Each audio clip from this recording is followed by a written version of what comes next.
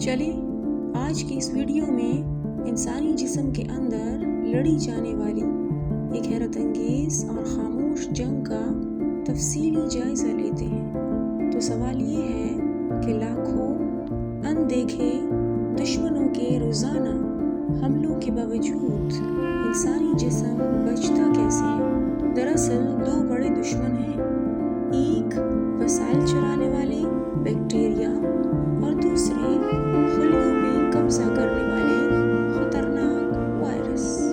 دفاع کی پہلی لائن ہماری جلد ہے جو جسم کی دیوار ہے، اور آنسو یا میوکس بالکل خطرناک کیمیائی ہتھیاروں کی طرح کام کرتے ہیں، لیکن اگر یہ بیرونی دیواریں ٹوٹ جائیں اور دشمن واقعی اندر گھس آئے تو پھر کیا ہوگا؟ یہاں انٹری ہوتی ہے میکروفیجز کی۔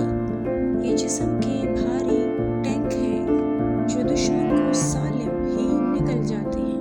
پھر نیوٹروفلز آتے ہیں، یہ وہ خودکش بمبار ہیں جو دشمن پر جال پھینک کر خود کو بھی اڑا دیتے ہیں، مگر جب جنگ ہاتھ سے نکلنے لگے تو جسم اپنی نہایت ماہر اسپیشل فورسز کو میدان میں بلاتا ہے۔ ٹی سیلز بالکل کمانڈوز کی طرح متاثرہ خلیوں کو اڑاتے ہیں، جبکہ بی سیلز کسی میزائل فیکٹری کا کام کرتے ہیں۔ یہاں بی سیلز سے نکلنے والی اینٹی باڈیز بالکل درست میزائلوں کی طرح سیدھا دشمن کو جا کر لگتی ہیں۔